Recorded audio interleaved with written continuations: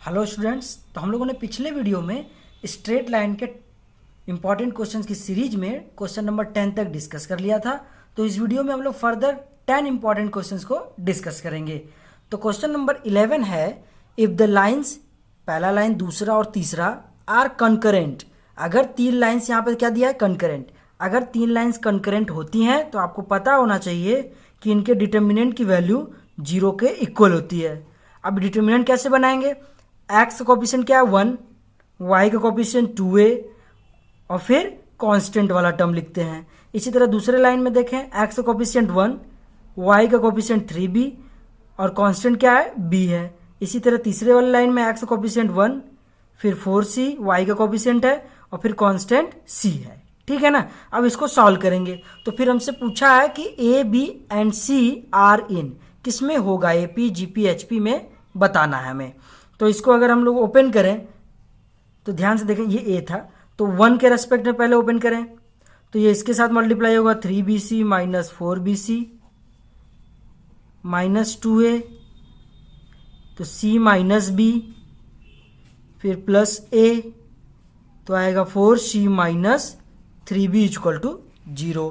अब इसको सॉल्व करेंगे, ये देखें सेम है, 3BC में से 4BC जाएगा माइनस BC, मल्टीप्लाई कर दें, minus 2AC plus 2AB plus 4AC minus 3AB is equal to 0। तो माइनस BC, यहाँ देखें AC वाला है, यहाँ पर 4 में से 2 जाएगा प्लस 2AC और फिर 2AB माइनस 3AB, तो आएगा माइनस AB। ठीक है ना, जो भी माइनस वाला है उसको उधर भेज दें तो हो जाएगा AB प्लस BC, ये दोनों माइनस में प्लस हो गए और इसको इधर ही रहने देते हैं तो 2AC। ठीक है, B कॉमन है, कॉमन निकाल लिया तो 2AC अपॉन, तो कॉमन निकालने के बाद क्या बचा, A प्लस C। तो आपको पता होना चाहिए किसकी कंडीशन है, ये कंडीशन है HP की। अगर ABC हमारे HP में होते हैं तो क्या कंडीशन होता है, 2/B is equal to 1/A plus 1/C। अब इसी को सॉल्व करने पर ही यही आता है। ठीक है, तो हम यहाँ से क्या पता चला, ABC किस में है, HP में। तो option number C will be the right answer. Question number 12 कह रहा है द लाइन्स, पहला लाइन एंड दूसरा लाइन्स इंटरसेक्ट ईच अदर, ये दोनों आपस में इंटरसेक्ट कर रहे हैं इन द फर्स्ट क्वाड्रेंट। तो जहां पर ये दोनों इंटरसेक्ट कर रहे हैं पहले वो इंटरसेक्शन पॉइंट निकाल लेते हैं। कैसे निकालेंगे, इन दोनों लाइन्स को सॉल्व करके।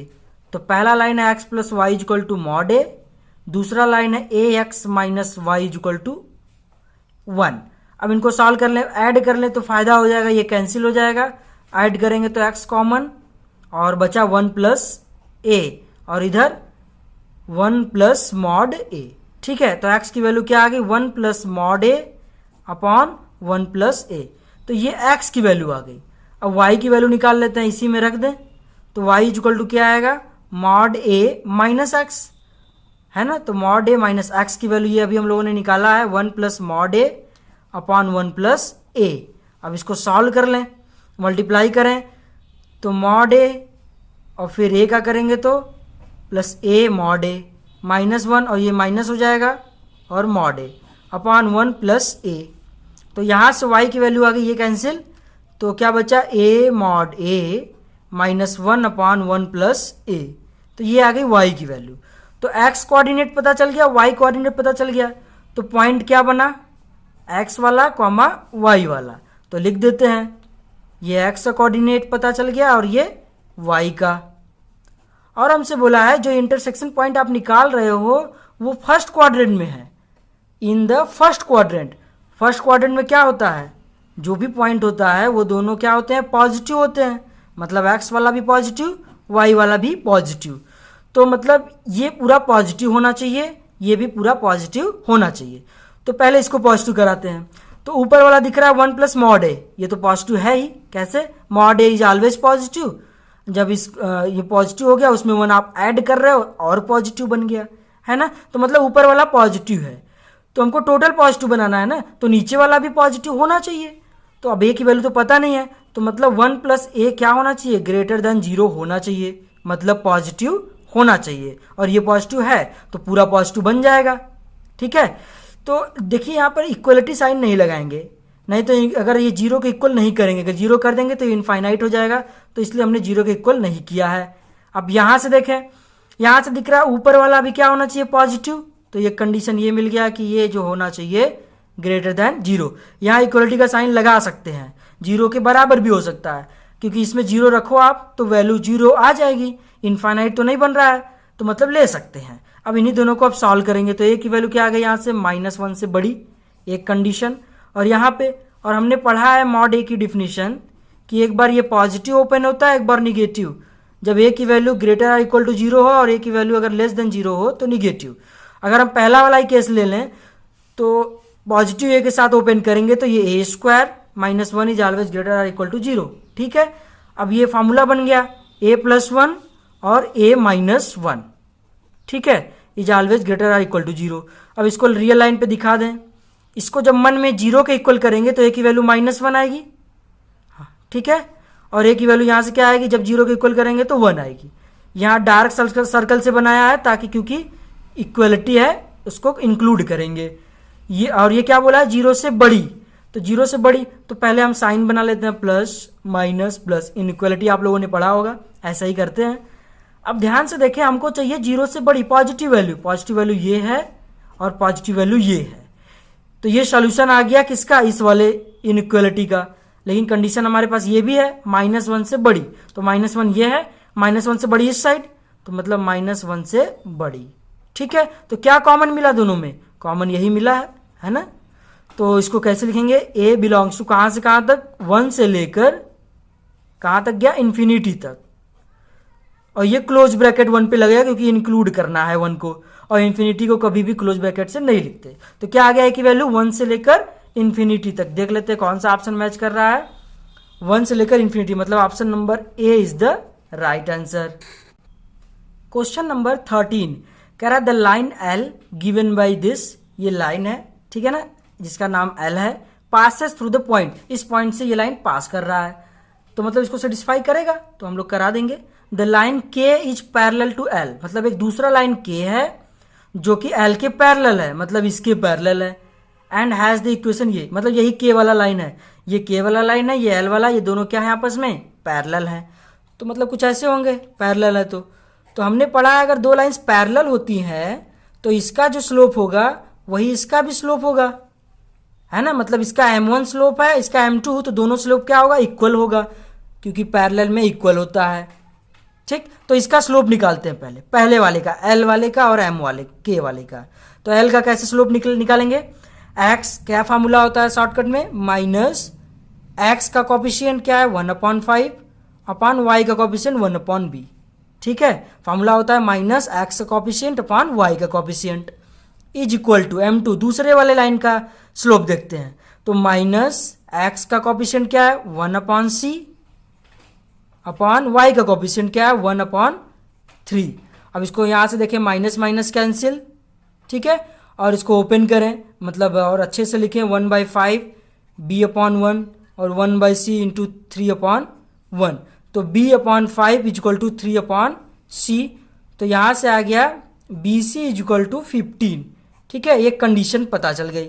और क्या बोला था कि जो पहला वाला लाइन दिया था l x/5 plus y/b equal to 1, ये पास कर रहा है 13,32 से, तो इसको सेटिस्फाई करेगा, x की जगह 13 रख देंगे, y की जगह 32 रखेंगे और इसको सॉल्व करेंगे, तो 32/b इजक्वल टू 1 माइनस 13/5, तो 5 बन जा 5 में से 13 जाएगा, कितना बचेगा -8/5, और इससे कैंसिल हो जाएगा, तो 4 टाइम्स, तो b की वैल्यू क्या आ गई -20, तो b की वैल्यू इसमें रख दें तो c पता चल जाएगा, therefore c is equal to 15/b, b की वैल्यू है -20, तो यहां से c की वैल्यू आ गई 5 3 जा 15, 5 4 जा 20, -3/4।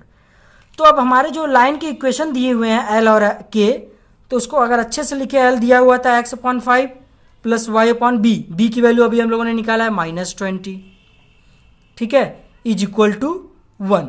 तो इसको और फर्दर सॉल्व करेंगे तो आएगा एलसीएम लेने के बाद 4x minus y minus 20 is equal to 0। तो पहला लाइन कुछ ऐसा दिख रहा है, और दूसरा लाइन के वाला क्या था, x/c था, c की वैल्यू है -3/4, 4 ऊपर चला आया और फिर था plus y by 3 is equal to 1।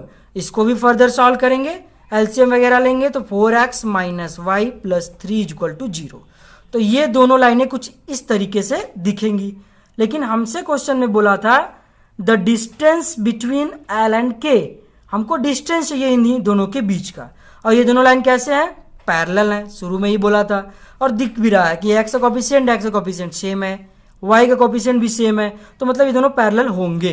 तो इनका डिस्टेंस निकालते हैं इन दोनों के बीच का। पैरेलल लाइंस के बीच का डिस्टेंस निकालने का फॉर्मूला क्या था? C1 minus C2।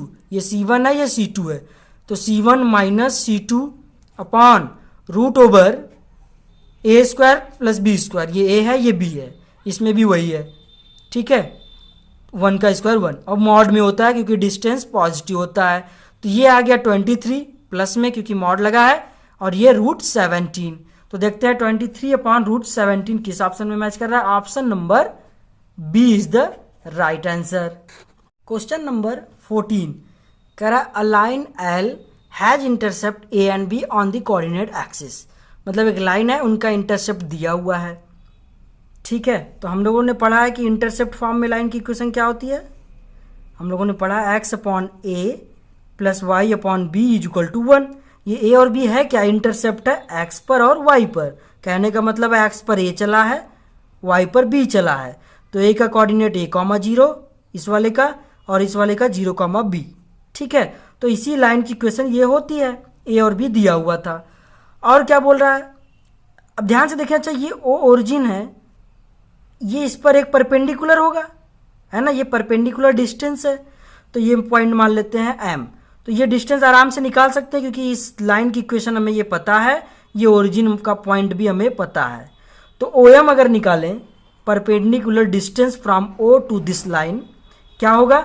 इस पॉइंट को रखते हैं, फॉर्मूला हम लोगों ने पढ़ा है। तो x की वैल्यू 0, y की वैल्यू 0, तो क्या होगा? ये 0 और 1 इधर आएगा तो -1, लेकिन डिस्टेंस है तो पॉजिटिव में लेंगे, upon root over A square plus B square. ए क्या है? एक्स का कोफिशिएंट, मतलब 1 अपॉन ए स्क्वायर। बी क्या है? वाई का कोफिशिएंट, 1 अपॉन बी स्क्वायर। ये OM निकाल लिया, परपेंडिकुलर डिस्टेंस, ये लाइन के लिए। अब आगे क्या बोला है? When the axis are rotated through an angle, किसी एंगल पे रोटेट कर दिया गया एक्सिस को, और ओरिजिन को फिक्स रखा गया है, ठीक है ना, ओरिजिन फिक्स है। The same line L has intercept P and Q. अब कह रहा है इंटरसेप्ट ए और बी ना होकर अब हो गया है हमारा पी और क्यू, ठीक है, P, 0 और 0, Q, ये नया इंटरसेप्ट दे दिया है। तब इक्वेशन क्या होगी लाइन की? x अपॉन पी, ठीक है ना, plus y upon q is equal to 1। ये हो गया लाइन की इक्वेशन जब इसने बदल दिया था अपना इंटरसेप्ट, P और Q कर दिया था तब। अब इसका फिर से हम वही डिस्टेंस निकालें, OM। इस बार लाइन की इक्वेशन ये है, तो वही परपेंडिकुलर डिस्टेंस है, 0,0 रखेंगे इसमें, तो 1 इधर आएगा, माइनस में पॉजिटिव लेंगे क्योंकि डिस्टेंस है। तो 1 अपॉन पी स्क्वायर एक्स का coefficient plus 1 upon q square y का कोफिशिएंट। तो अब ध्यान से देखें, ये भी OM डिस्टेंस है, ये भी, तो दोनों आपस में क्या होंगे? इक्वल। तो 1 upon root over 1 upon a square plus 1 upon b square is equal to 1 upon root over 1 upon p square plus 1 upon q square. Squaring कर दें और उल्टा कर दें दोनों तरफ, तो ये ऊपर चला जाएगा, स्क्वायर करने पे वो रूट हट गया, और इधर भी उल्टा हो जाएगा, स्क्वायर करने पे रूट हट गया। तो ये हमारा आंसर आ गया। तो आंसर मैच करा है 1 upon a square plus 1 upon b square equal to 1 upon p square 1 upon q square. Option number B will be the right answer. Question number 15 करा द सेट ऑफ लाइंस, ये set of lines की equation है, where 3a plus 2b plus 4c equal to 0। तो पहले क्या दिया है? ax plus by plus c equal to 0, ये सेट ऑफ कोई लाइंस है। और दूसरा क्या दिया है कि 3a plus 2b plus 4c equal to 0 is concurrent at the point. हमसे पॉइंट पूछा है कि किस पॉइंट पे ये कंकरेंट है। तो अब ध्यान से देखें, ये जो c है इसका कोफिशिएंट 1 है, इसका कोफिशिएंट 4 है। तो हम लोग कोशिश करेंगे कि इस वाले इक्वेशन का भी कोफिशिएंट c का 1 बन जाए। तो 1 कब आएगा? जब 4 से डिवाइड करेंगे, तो 3 अपॉन 4 से सभी में करना पड़ेगा। जब इसमें 4 से करेंगे तो 1 अपॉन 2b, और इसमें करेंगे तो 4 कैंसिल c आ गया। अब आप कंपेयर कराओ इन दोनों से, तो x की वैल्यू क्या आ रही है? a का कोफिशिएंट, x की वैल्यू आ गई 3 अपॉन 4, और y की वैल्यू क्या है? b का कोफिशिएंट, है ना, b का कोफिशिएंट y है, तो y की वैल्यू 1 अपॉन 2। तो ये x और y की वैल्यू आ गई, लेकिन हमसे पॉइंट पूछा था तो पॉइंट फॉर्म में कैसे लिखेंगे, x का कोऑर्डिनेट और y का कोऑर्डिनेट, तो 3/4 और 1/2। तो क्वेश्चन नंबर 15 के लिए कौन सा ऑप्शन मैच कर रहा है, option number A will be the right answer. Question number 16 कह रहा है द लाइंस, पहली लाइन एंड दूसरी लाइंस, दो लाइंस दी हुई हैं, कह रहा है ये दोनों क्या है, परपेंडिकुलर टू कॉमन लाइन, मतलब एक कॉमन लाइन है, इसी लाइन के अकॉर्डिंग ये परपेंडिकुलर लाइंस है दोनों। कहने का मतलब है ये कॉमन लाइन है, ठीक, और ये पहली और दूसरी लाइन क्या है, परपेंडिकुलर है इसी लाइन के, इस कॉमन लाइन के परपेंडिकुलर है। तो वो दोनों लाइंस कैसी रही होंगी, एक यहाँ रही होगा, एक यहाँ रहा होगा और एक यहाँ, तो ये दोनों परपेंडिकुलर हो गए इस वाले लाइन के। देखें यहाँ से 90 बन रहा है, तो ये पहली लाइन L1, ये दूसरी लाइन L2, तो आपस में ये दोनों कैसे लाइन है, इस लाइन के ये दोनों L1 और L2 तो इस लाइन के लिए परपेंडिकुलर है, लेकिन ये दोनों लाइन आपस में कैसे दिख रहे हैं, पैरेलल दिख रहे हैं, है ना। तो इसका जो स्लोप होगा वही इस वाले लाइन का भी स्लोप होगा, तो दोनों का स्लोप इक्वल होगा। तो करते हैं दोनों के स्लोप को इक्वल।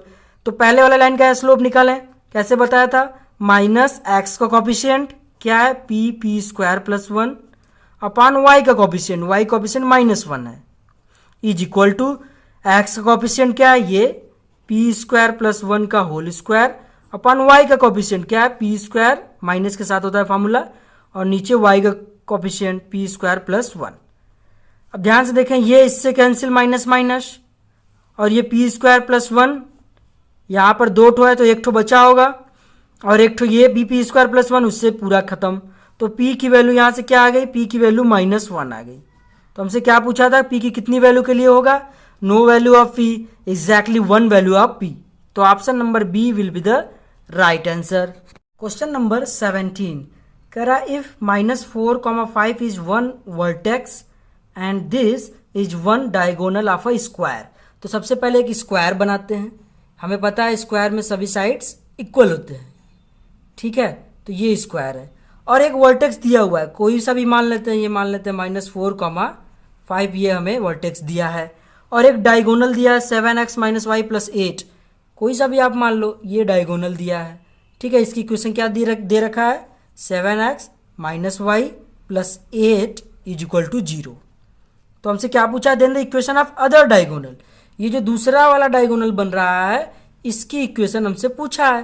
तो ये भी तो एक लाइन ही है, हमें पता है लाइन की इक्वेशन निकालने के लिए दो चीज़ें चाहिए, एक स्लोप चाहिए और एक पॉइंट चाहिए। तो इस लाइन के लिए हमें पॉइंट तो दिख रहा है ये वाला, लेकिन स्लोप नहीं पता चल रहा है, तो सबसे पहले स्लोप निकालेंगे। तो लेकिन ये जो लाइन दिया हुआ है और ये जो लाइन है ये बाइसेक्ट करते हैं डायगोनल, हमें पता है स्क्वायर में दोनों डायगोनल्स बाइसेक्ट करते हैं, मतलब 90 डिग्री बनाते हैं। तो ये 90 डिग्री है, तो मतलब ये इस वाले का जो स्लोप होगा और इस वाले का जो स्लोप होगा ये वाला कंडीशन फॉलो करेंगे। अगर दोनों लाइंस परपेंडिकुलर होते हैं तो दोनों लाइंस का स्लोप का प्रोडक्ट -1 के इक्वल होता है। तो पहली वाली लाइन ये है डायगोनल, तो यहाँ से स्लोप निकालें, m1 क्या निकलेगा, अभी बताया था फार्मूला, -x का कॉफिशिएंट अपॉन y का कॉफिशिएंट, तो कट के क्या आ जाएगा, माइनस माइनस, तो 7 आ गया है पहले वाले डायगोनल का स्लोप, तो 7 रख दिया। m2 हमें नहीं पता है, इस वाले डायगोनल का स्लोप इक्वल टू -1, तो m2 की वैल्यू क्या आ गई, -1/7। तो मतलब जो लाइन जिस डायगोनल की इक्वेशन चाहिए थी उसका स्लोप पता चल गया और पॉइंट तो दिया ही था। तो इक्वेशन क्या होगा, therefore y - y1 = m2 x - x1। तो ये x1 है, ये y1 है पॉइंट, ठीक है। तो इसमें रखें y - y1, y1 क्या है 5, m2 हमारा ये है -1/7 x - x1, x1 की वैल्यू -4, तो ये प्लस हो जाएगा। मल्टीप्लाई करें 7y - 35 -x -4, और अच्छे से लिखे तो इधर आएगा x + 7y और 35 इधर आ गया -4 31। तो कौन सा ऑप्शन मैच कर रहा है, x + 7y = 31। Option number B is the right answer. Question number 18 कह रहा है if non zero numbers a b c are in HP, मतलब 3 नंबर्स दिए हैं ए बी सी और ये तीनों नंबर्स HP में है। तो हमें कंडीशन पता है HP की क्या होता है, 2/b = 1/a + 1/c। ये एच पी क्या होता है, ए पी का उल्टा होता है। जैसे ए पी में 2b equal to A plus C रहता है ना, तो सबको आप उल्टा कर दें, मतलब b को 1/b, इसको 1/a 1/c, वही किया है हमने। ठीक है, ये कंडीशन हो गया। इसको अगर अच्छे से लिखें, मतलब पहले a फिर b फिर c, तो 1/a, ठीक, फिर b वाला लिखें, b को इधर भेजें तो माइनस में हो जाएगा ना ये, तो -2/b, ठीक, फिर c वाला लिखें प्लस 1/c इक्वल टू 0। हमने लाइन से क्यों लिखा, आप ध्यान से देखें, ये लाइन की इक्वेशन दी हुई है, straight line x/a plus y/b plus y/1/c is equal to 0 always passes through a fixed point.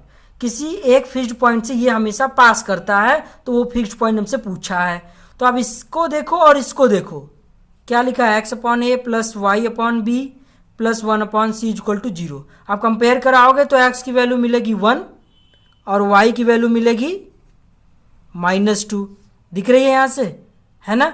तो मतलब पॉइंट निकालने के लिए हमें x और y चाहिए होता है, तो पॉइंट तो निकल गया 1, -2, x वाला और y वाला।